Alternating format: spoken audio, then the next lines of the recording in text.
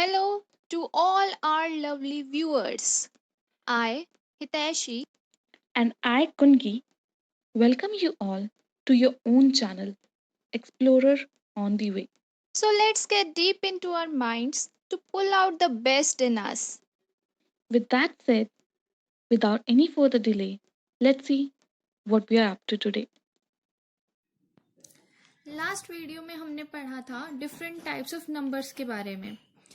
आज भी हम वही कंटिन्यू करेंगे, पर सबसे पहले हम पढ़ेंगे नंबर लाइन के बारे में।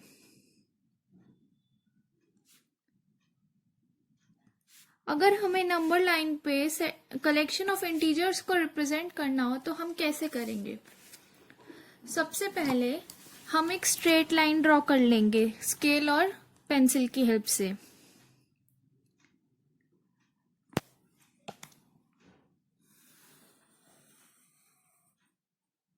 ये मैंने एक स्ट्रेट लाइन ड्रॉ कर ली। अब इसकी दोनों साइड हमें एरोज लगाने हैं।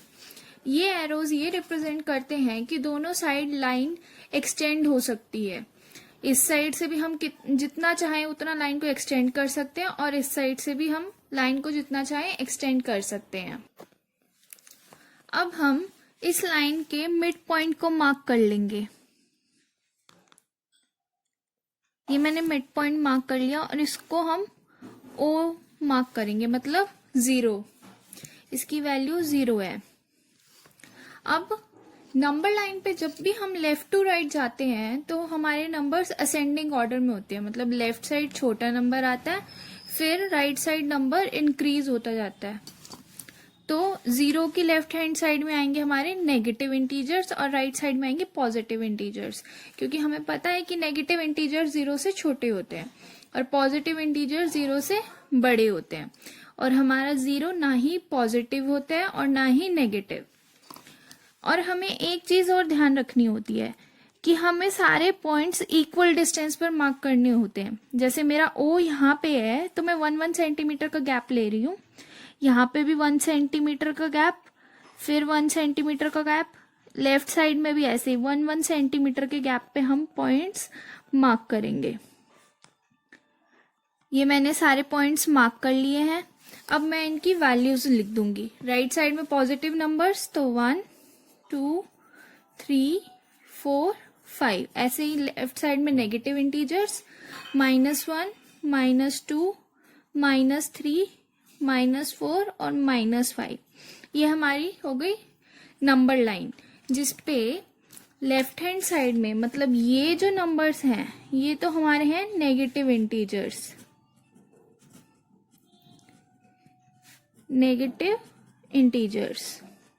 और ये राइट हैंड साइड में हमारे हैं पॉजिटिव इंटीजर्स।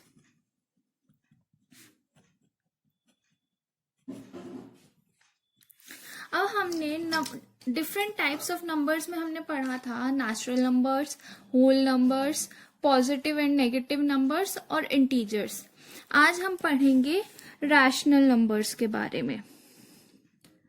रैशनल नंबर्स के कलेक्शन को हम डिनोट करते हैं कैपिटल क्यू से,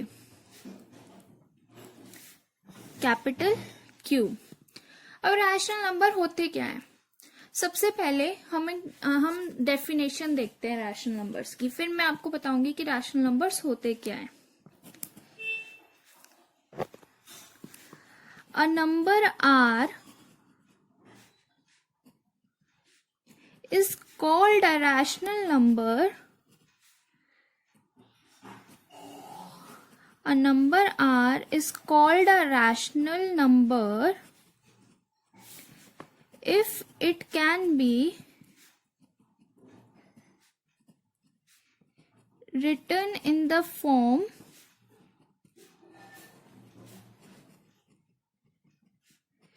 P by Q, where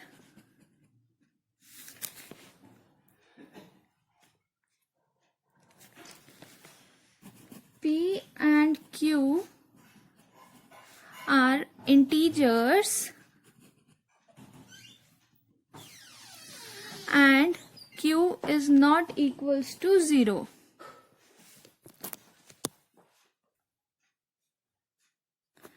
तो डेफिनेशन हमें क्या कह रही है कि अगर हम कोई भी नंबर ले लें r, तो वो रैशनल नंबर तब होगा अगर उसे हम p बाई क्यू की फॉर्म में लिख पाए, जहां पे p और q हमारे इंटीजर्स हैं और q नॉट इक्वल्स टू 0 होगा। अब q अगर 0 हो सपोज, तो वो हमारा जो रैशनल नंबर होगा वो उसकी फॉर्म क्या होगी, p बाई 0। क्या हम इसकी वैल्यू निकाल सकते हैं? नहीं, ये एक इनडेफिनेट फॉर्म का नंबर हो जाएगा।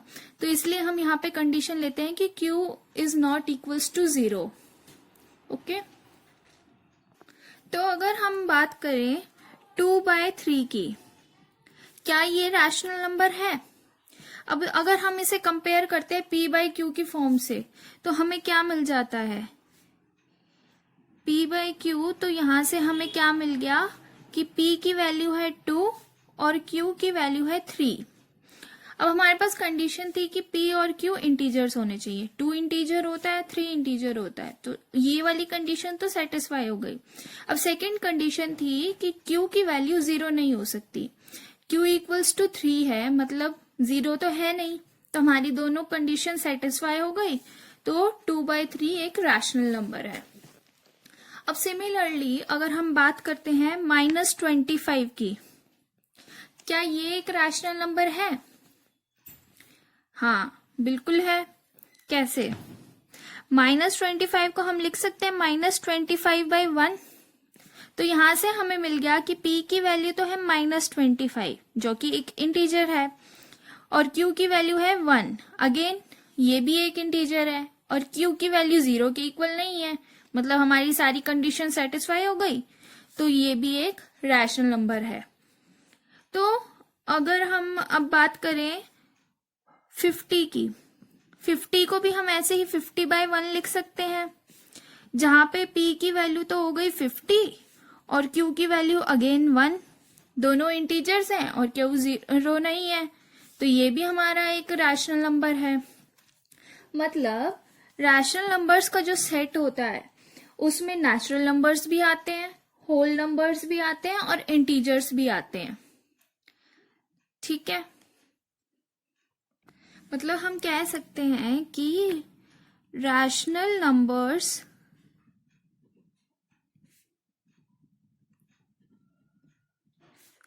also include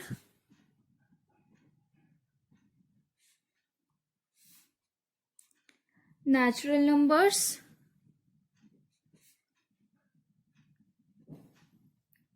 whole numbers and integers। तो अगर आपको कोई भी नंबर दे दिया जाए और आपसे पूछा जाए कि क्या ये एक रैशनल नंबर है,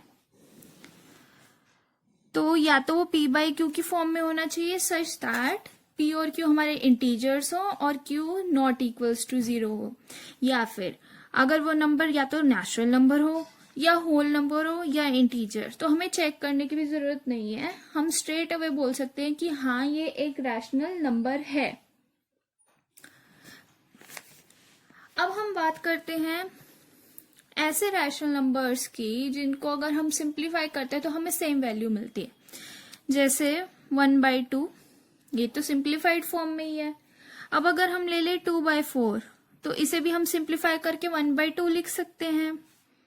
ऐसे ही अगर हम ले लें 4/8, 3/6, 10/20, ऐसे ही हम और भी बहुत सारे नंबर्स ले सकते हैं।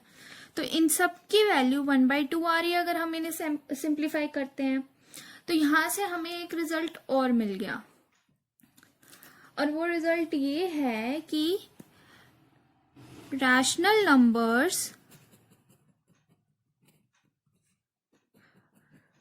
do not have a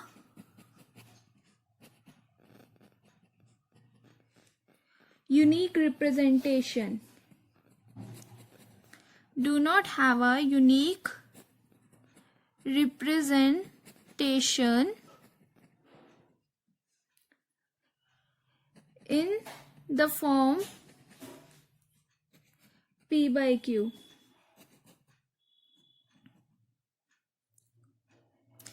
अब सेमी कॉलन लगा रही हूँ तो इसका मतलब हो गया कि वेयर, तो वेयर पी कॉमा क्यू। अब ये जो साइन मैंने यूज किया है ये साइन होता है बिलोंग्स टू का।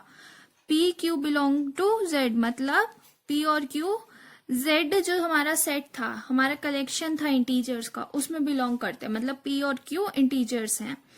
And Q is not equals to 0, मतलब जो हमारी रैशनल नंबर्स की डेफिनेशन में कंडीशंस थी, अगर वो हमारी सेटिस्फाई हो रही हैं और हम किसी नंबर को पी बाई क्यू की फॉर्म में लिख पा रहे, तो वो रैशनल नंबर तो है, बट जरूरी नहीं है कि रैशनल नंबर्स की यूनिक रिप्रेजेंटेशन हो।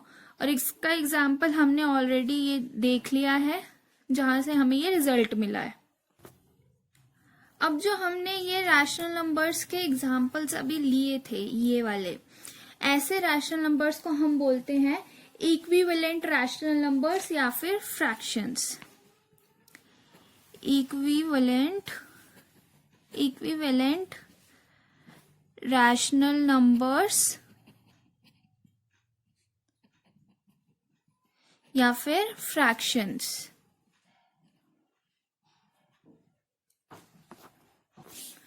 Thank you so much for watching this video. अगर आपको हमारी ये वीडियो पसंद आई हो तो प्लीज लाइक करें, शेयर करें और हमारे चैनल को भी सब्सक्राइब करना ना भूलें, ताकि हम ऐसे ही आपके लिए नई नई वीडियोस लाते रहें। एंड प्लीज कमेंट्स में हमें अपना फीडबैक जरूर दें। सी यू नेक्स्ट टाइम।